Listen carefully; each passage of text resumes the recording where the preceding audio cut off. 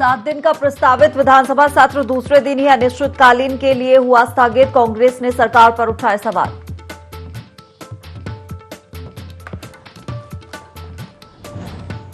सदन स्थगन के बाद मीडिया से मुखातिब हुई विधानसभा अध्यक्ष ऋतु खंडूरी। महिला आरक्षण बिल पास होने पर जताई खुशी।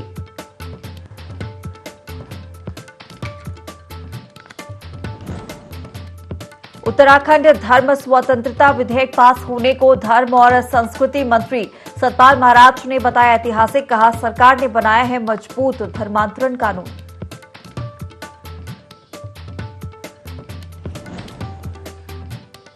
गन्ना मंत्री सौरभ बहुगुणा ने कहा, जल्द ही घोषित होगा गन्ने का समर्थन मूल्य। 17 अक्टूबर को ही कमेटी को भेजी जा चुकी है रिपोर्ट।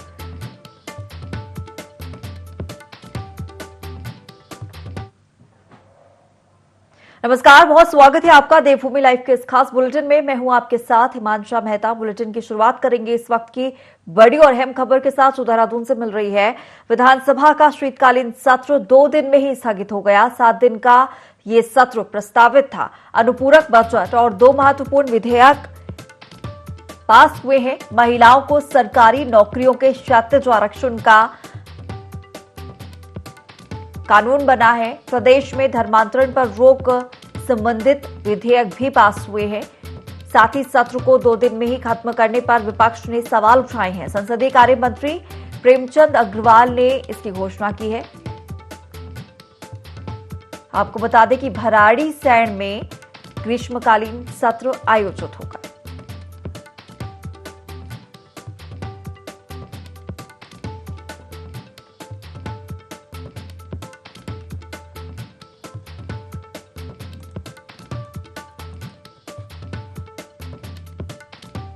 तो खबर आपको देहरादून से बता रहे हैं। विधानसभा का शीतकालीन सत्र 2 दिन में ही स्थगित हो गया। आपको बता दें कि अनुपूरक बजट और 2 महत्वपूर्ण विधेयक इस शीतकालीन सत्र के दौरान पास हुए हैं। सबसे महत्वपूर्ण, महिलाओं को सरकारी नौकरियों के क्षैतिज आरक्षण का कानून बना और दूसरा, प्रदेश में धर्मांतरण पर रोक संबंधित विधेयक भी पास हुए हैं। तो 2 महत्वपूर्ण विधेयक यहां पर पास हुए हैं। महिलाओं को सरकारी नौकरियों के क्षैतिज आरक्षण को लेकर कानून और प्रदेश में धर्मांतरण पर रोक संबंधित विधेयक पास हुए हैं। इसके साथ ही सत्र को 2 दिन में खत्म करने पर विपक्ष ने सवाल भी उठाए।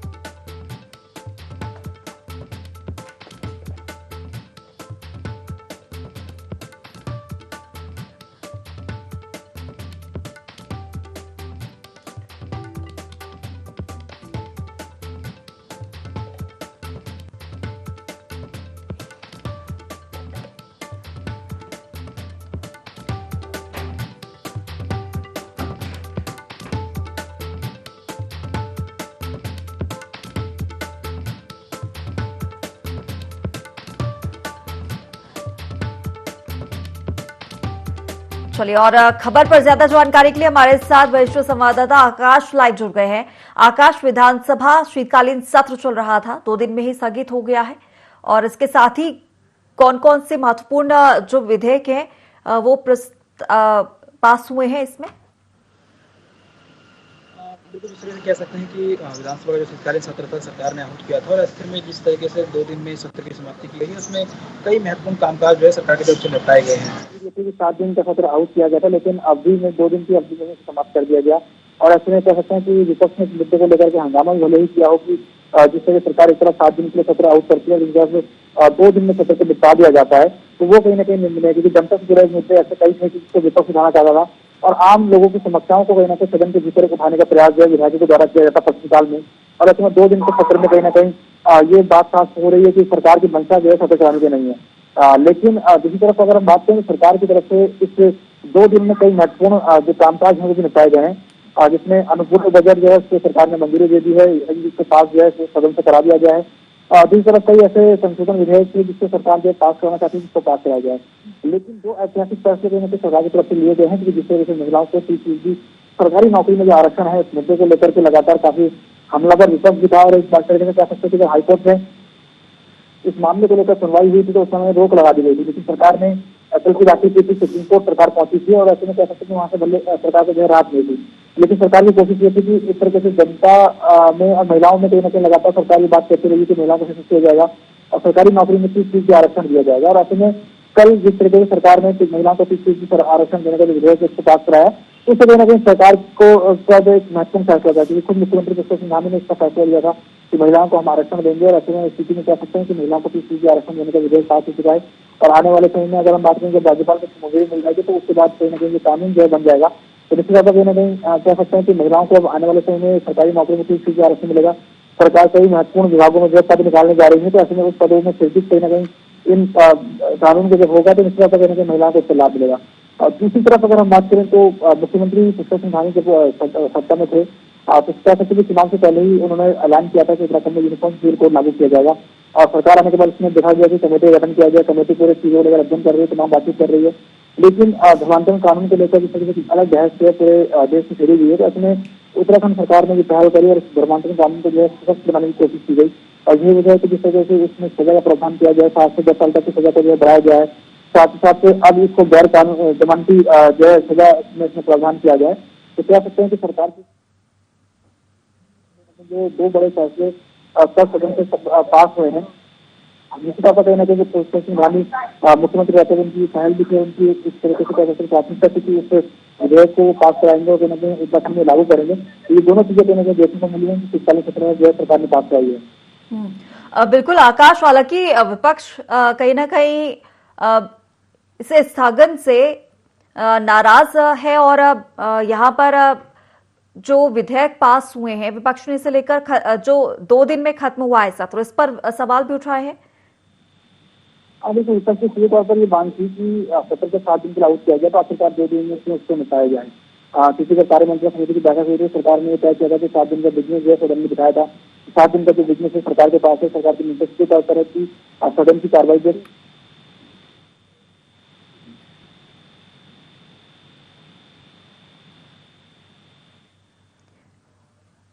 चलिए, तो 2 दिन में ही विधानसभा शीतकालीन सत्र स्थगित हो गया है और इस दौरान महत्वपूर्ण विधेयक भी पास हुए हैं। हालांकि विपक्ष ने 2 दिन में ही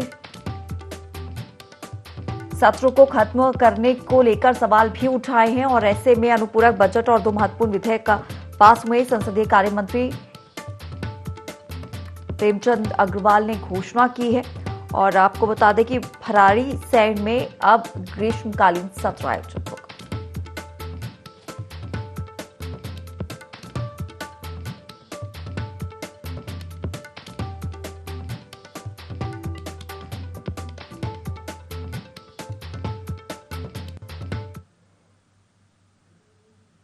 चलिए आगे बढ़ेंगे। उत्तराखंड विधानसभा के शीतकालीन सत्र के दूसरे दिन जहां विधेयकों और मंत्रियों ने भाग लिया, वहीं देहरादून के राजकीय पूर्व माध्यमिक विद्यालय नवादा में 8वीं कक्षा में पढ़ने वाले करीब 1 दर्जन छात्रों ने विधानसभा में सदन की कार्रवाई को देखा।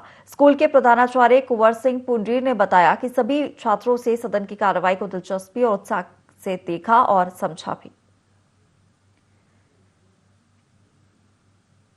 मैंने यहाँ पे बहुत कुछ सीखा, जैसे कैसे नियम बनाए जाते हैं, कैसे कानून बनाए जाते हैं। और आज तक तो हम टीवी में ही देखते रहते थे अध्यक्ष और मुख्यमंत्रियों को, और आज तो स्टेज में भी देखा मुख्यमंत्री जी को भी आज हमने अपनी आंखों से सामने देखा है। हम यहाँ पे देखे हमारी जो विधानसभा के अध्यक्ष हैं रितु खंडोड़ी जी कैसे फैसले लेते हैं यहाँ पे, कि यहाँ पे मंत्री जी एक उनके 2-3 साल का एक लड़का है, उनसे आंगनबाड़ी के बारे में बात चल रही थी। हमने ये भी देखा वहाँ पे कि 2-3 मंत्री जी से 2-3 साल के लड़के का आधार कार्ड मांग लिया था, सर ये भी बात चल रही थी। वहाँ पे बहस कर रहे थे सर वहाँ पे सब लोग।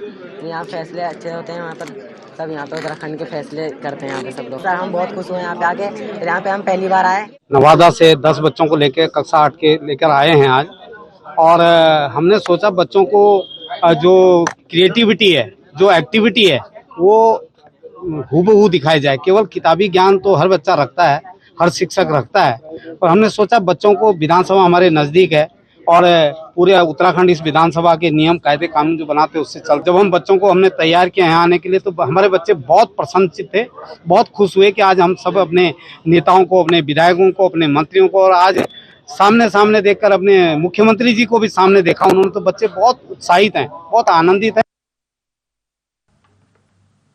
कैबिनेट मंत्री सतपाल महाराज ने कहा कि सदन में जिला योजना समिति 2022 को पारित किया है, जिससे पंचायती राज काफी मजबूत हुआ है। उत्तराखंड धर्म स्वतंत्रता विधेयक 2022 को और मजबूत किया।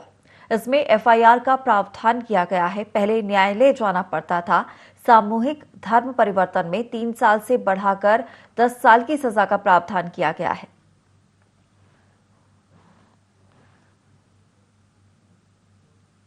उत्तराखंड जिला योजना समिति संशोधन विधेयक जो है 2022 को हमने पारित किया है। इसमें अब हमारी जिला योजना के अंदर हमारे ब्लॉक प्रमुख भी शामिल होंगे। इससे विकास का क्रम बढ़ेगा, विकास की ताकत बढ़ेगी। तो आज पंचायती राज को मजबूत करने का बहुत बड़ा कदम उठाया है। इसके साथ साथ हमने उत्तराखंड पंचायती अधिनियम संशोधन विधेयक 2022 के माध्यम से उत्तराखंड पंचायती राज अधिनियम 2016 की कतिपय धाराओं में कारावास की व्यवस्था जो थी उसको समाप्त करके अर्थदंड की राशि रखी है ताकि लोग अर्थदंड दें। इसके साथ साथ उत्तराखंड धर्म स्वतंत्रता संशोधन विधेयक 2022 इसको हमने और मजबूत किया है। सामूहिक धर्म परिवर्तन की दिशा में 3 से 10 वर्ष की सजा और 50,000 रुपए का जुर्माना है। तो ये एक बहुत महत्वपूर्ण कानून आज पारित हुआ है।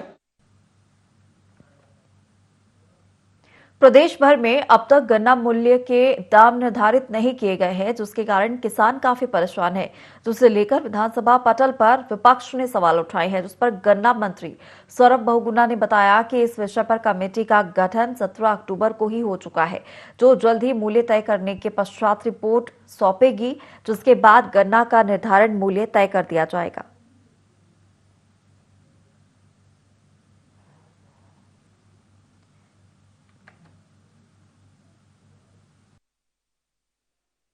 मैंने उसमें स्पष्ट रूप से जवाब दिया है सदन के अंदर कि हमारी ये कमेटी गठित है। 17 अक्टूबर को हमने सरकारी जियो के हिसाब से कमेटी गठित करी, जिसमें हमारे सचिव अध्यक्षता कर रहे हैं, जिसमें किसान भाई भी हैं, जिसमें हमारी यूनिवर्सिटीज़ के एक्सपर्ट्स हैं, जिसमें हमारे विभिन्न जिलों के किसान भाइयों को हमने सम्मिलित किया सदस्य के रूप में।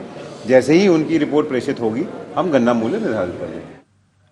जसपुर से कांग्रेस विधायक आदेश चौहान ने उधम सिंह नगर के वरिष्ठ पुलिस अधीक्षक पर व्यक्तिगत रंजिश रखने और विधायक के विशेषाधिकार हनन का आरोप लगाया। विधायक ने आरोप लगाया कि आरोपियों पर कार्रवाई करने के स्थान पर पुलिस ने उनका गनर वापस ले लिया है। उन्होंने थाने में धरना दिया, आश्वासन मिला, लेकिन रिपोर्ट दर्ज नहीं हुई।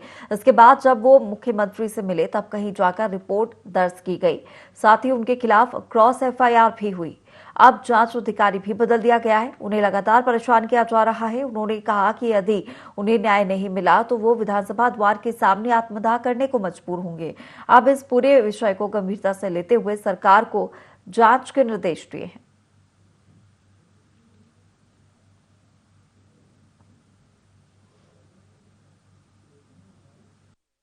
मेरे साथ 26 अगस्त को एक घटना होती है सूदखोरों के खिलाफ। ये माने चलिए कि आप 90 दिन में 100 दिन में वो रकम दुगनी कर लेते हैं। उन्हीं के खिलाफ एसडीएम को एक ज्ञापन दिया गया कि इनकी जांच करके इनके कार्रवाई हो। उसी को लेकर वो मुझ पर दबाव बना रहे थे कि ये जो है आप इसकी जांच को रुकाइए, इस मांग पत्र को वापस लें। इसी को लेकर कहा सुनी हुई, धक्का मुक्की हुई, तो इसी को लेकर उन्होंने धमकाया। उसी बीच में मेरा गनर आया। 2 बजे तक मेरी रिपोर्ट दर्ज नहीं होती है तो मैं फोन करता हूँ कोतवाल को। कोतवाल कहता है ऊपर से आदेश है कि मैं रिपोर्ट दर्ज नहीं कर सकता। 2 ही बजे मेरा गनर वापस उतर जाता है, क्योंकि जब मैं रुद्रपुर बैठक के लिए जा रहा था तो मेरा गनर पर फोन आता है कि आप देहरादून आइए। वो मुझसे कह रहा साहब मैं आपके साथ नहीं जा सकता, मुझे आप बताइए। इसलिए मैंने कहा कि अगर मैं अपने साथ न्याय नहीं कर सकता तो इस सदन का विधायक रहने का मुझे क्या अधिकार है, क्या औचित्य है। और मैं नहीं कर सकता तो या तो मेरे पास 2 ही विकल्प है कि मैं सदन से इस्तीफा दूं और आत्मदाह करूं। क्योंकि लेकिन आज पीठ से निर्देश हुआ है 1 सप्ताह के लिए कि 1 सप्ताह में जवाब सरकार इस पर निर्णय लेगी। अब उसमें देखते हैं क्या होता है। चंपावत एसपी देवेंद्र पिंचा ने पुलिस दूरसंचार विभाग का निरीक्षण किया। इस दौरान उन्होंने दूरसंचार के स्टाफ की स्थिति, डायल 112 के कार्यों की समीक्षा की, मॉडर्न नियंत्रण कक्ष के निर्माण की प्रगति, बजट की समीक्षा, संचार उपकरणों की स्थिति सहित तमाम कार्यों का जायजा लिया। इसके साथ ही उन्होंने दूरसंचार में नियुक्त अधिकारियों और कर्मचारियों के साथ बैठक की। इस दौरान उनके द्वारा बताई गई समस्याओं का समाधान किया।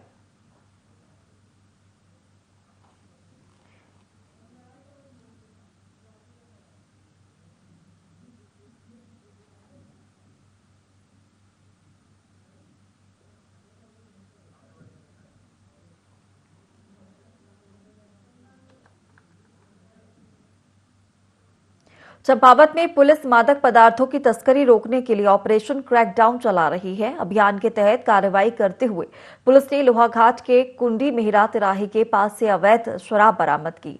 कार्रवाई के बारे में जानकारी देते हुए एसओ खत्री ने बताया कि अभियुक्त के खिलाफ आबकारी अधिनियम में मुकदमा दर्ज कर गिरफ्तार कर लिया गया है। पुलिस टीम में एसआई हरीश प्रसाद, कांस्टेबल दीवान राम और कांस्टेबल तुलसी भट्ट शामिल रहे।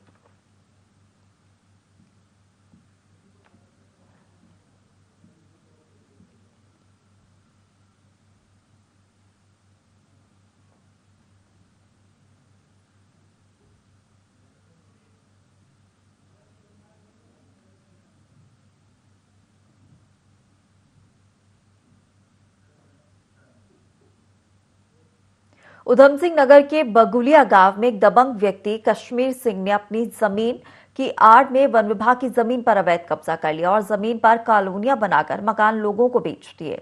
ग्रामीण निर्मल सिंह ने आरोप लगाते हुए कहा कि सभी जगह शिकायत करने के बाद मामला हाईकोर्ट में भी गया, जहां 11 नवंबर को संयुक्त सर्वे का आदेश पारित किया गया। इसके बाद भी कोई कार्रवाई नहीं हुई। ग्रामीण ने एसडीओ की शिकायती पत्र सौंपा है।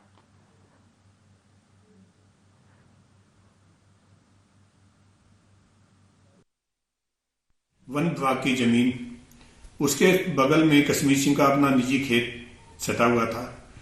इसने वन विभाग की भूमि पर अपने खेत की आड़ में इसने और इसके परिवार ने वहां से खूंटा उखाड़ के जंगलात में आगे जाके गाड़ दिया, जिसमें वहां पर एक कॉलोनी बसा दी गई। इस आदमी ने वहां पर लोगों को ठगा है और इस पर कोई भी कार्रवाई प्रशासन द्वारा नहीं की गई। तहसील में भी मैंने एप्लीकेशन डाली, सीएम हेल्पलाइन में भी डाली, लेकिन उसके बाद भी ये कोई कार्रवाई नहीं हुई। आखिर में मुझे हाईकोर्ट जाना पड़ा, जिसका आदेश हाईकोर्ट ने दिया है। 10 दिन में इनको कॉपी देनी थी। हमने कॉपी वहां पर रजिस्ट्री भी कर दी और उनसे रिसीविंग भी करवा ली, लेकिन अभी तक कोई कार्रवाई नहीं की गई। माननीय उच्च न्यायालय के आदेश के बारे में आपके द्वारा ज्ञात कराया गया, ऑफिशियल कॉपी जो होती है वो प्राप्त नहीं हो पाई है। आपके पत्र के क्रम में वंचिता देवी सुरई को निर्देश दिए कि वो वस्तुस्थिति से अवगत कराएं, जैसे ही माननीय कोर्ट की प्रति प्राप्त होती है नियमानुसार कार्रवाई करें। रुड़की में रहने वाली महिला ने पत्रवार्ता में एक दबंग द्वारा प्लॉट पर कब्जा करने का आरोप लगाया है। वंदना त्यागी ने बताया कि प्लॉट का विवाद न्यायालय में विचाराधीन है। इसके बावजूद प्लॉट में जबरन निर्माण कार्य कराया जा रहा है। वंदना ने पुलिस पर भी मिलीभगत का आरोप लगाया है।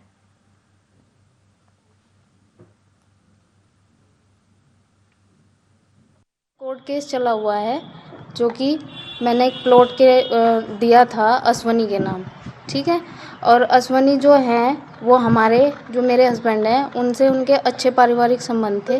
इसी उसमें उन्होंने वो प्लॉट हमारा जो हुआ बातचीत के थ्रू ऐसे ही हुआ कि मतलब पैसे बाद में दे देंगे। कोर्ट में डाल रखा है हमने केस। हमने उन्हें कोर्ट की अपनी दिखाए केस के कागज़ की, सर हमारा ये कोर्ट में चला हुआ है केस, आप इसको रुकवाओ। वो नहीं बोल रहे कि ये कुछ नहीं है, कोर्ट में केस है, ये इनके नाम हो चुका है, ये कुछ नहीं हो सकता। कि जो मेरा ये मामला है ये कोर्ट में चल रहा है, इससे मुझे जब तक ये कोर्ट में चल रहा है तब तक यहाँ पे कब्जा ना हो। जो अश्वनी वंश थे, इनके हमारे घरेलू संबंध थे और इन्होंने जो है हमने इनके नाम प्लॉट किया, लेकिन पैसे नहीं दिए कि हम 2-4 दिन में दे देंगे। फिर मैं इनके ऑफिस गया 18/32 ईस्ट पटेल नगर। ये वहाँ बोले चलो 2-4 दिन में हमारे घर में बीमार है, मैं पैसा भिजवा दूंगा, लेकिन ये फिर भी नहीं है। उसके बाद इन्हें फ़ोन किया, इन्होंने मना कर दी। अब इन्होंने पता लगा कि ये इन्होंने कोर्ट में डाल उसमें सेल कर दिया है वेदपाल तेवतिया को, ठीक है। कोर्ट में केस चला हुआ है उसका, लेकिन पुलिस खड़े हो गया, सच्चो रोहतान जी और एक चौधरी साहब हैं जो चेतक वाले हैं, वे आके कब्जा दिलवा रहे हैं। उन्हें पेपर दिखा रहे हैं, पेपर बढ़ने को राजी नहीं है। बोला कोर्ट का कोई केस नहीं होता, इनकी ज़मीन है, इनमें कब्जा दिलवाएंगे। कोर्ट की अवहेलना हो रही है। तो हमारे तो यही है कि कोर्ट में जब तक चला हुआ है उस पर कब्जा ना हो, कोर्ट जो आदेश देगा हम वो। प्रदेश में विधायक निधि से जीएसटी खत्म करने की मांग को लेकर विधानसभा में सत्ता और विपक्ष के विधायकों ने एकजुट होकर आवाज बुलंद की है। विधायक निधि से जीएसटी समाप्त करने के लिए विधायकों ने सीएम धामी से मुलाकात कर इस पर जल्द से जल्द निर्णय लेने का आग्रह किया है। विधायकों की सीएम पुष्कर सिंह धामी से विधानसभा में हुई मुलाकात के दौरान वित्त मंत्री प्रेमचंद्र अग्रवाल और नेता प्रतिपक्ष यशपाल आर्य भी मौजूद रहे।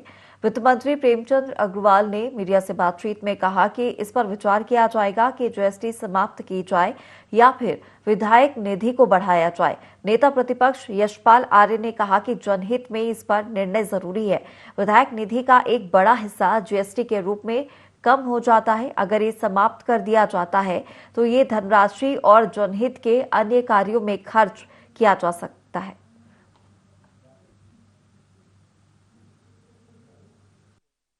जो विधायक निधि है वो जीएसटी के दायरे में है और काफ़ी धनराशि जीएसटी के दायरे में होने की वजह से वो खर्च हो जाती है और उसका लाभ स्थानीय जो हमारे विधानसभा क्षेत्र की जनता है उसका लाभ उनको नहीं मिल पाता है। एक हमने कहा कि विधायक निधि को जीएसटी से दायरे से बाहर रखा जाए और दूसरा विधायक निधि को बढ़ाया जाए।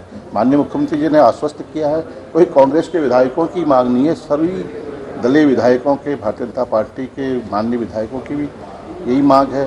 3,75,00,000 रुपए प्रति विधायक को यहाँ मिलती है, उसमें आप जानते हैं कि जीएसटी उस पर लगती है 18%।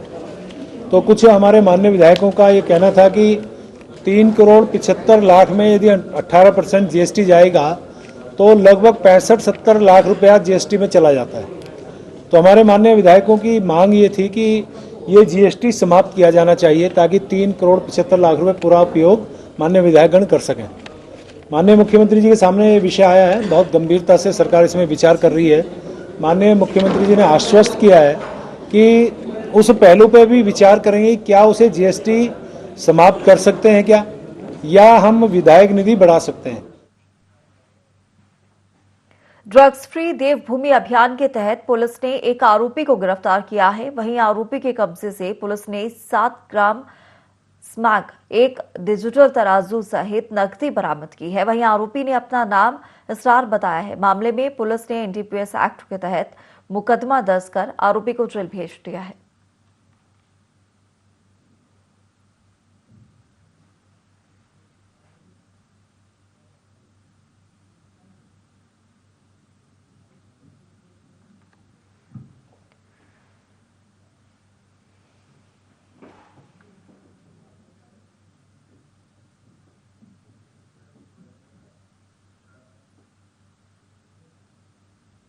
उत्तराखंड विधानसभा सत्र अनिश्चितकाल के लिए स्थगित कर दिया गया है। बता दें कि विधानसभा के शीतकालीन सत्र की कार्यवाही केवल 2 दिन ही चली। सत्र 5 दिसंबर तक चलाने का निर्णय लिया गया था, लेकिन सत्र को दूसरे दिन ही स्थगित कर दिया गया, जिस पर नेता प्रतिपक्ष यशपाल आर्य ने सरकार पर सवाल उठाते हुए कहा कि कार्य मंत्रणा समिति की बैठक में एजेंडा 29 नवंबर से 5 दिसंबर तक के लिए तय किया गया था। सत्र का 2 दिन में ही अनिश्चितकालीन समय के लिए स्थगित करना दुर्भाग्यपूर्ण है। ये संसदीय परंपराओं के अनुकूल भी नहीं है।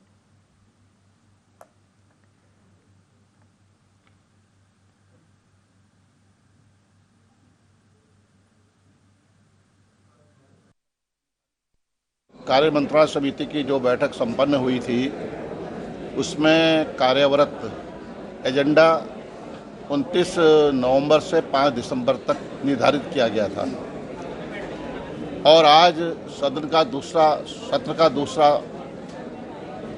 दिवस है और आनंद फानंद में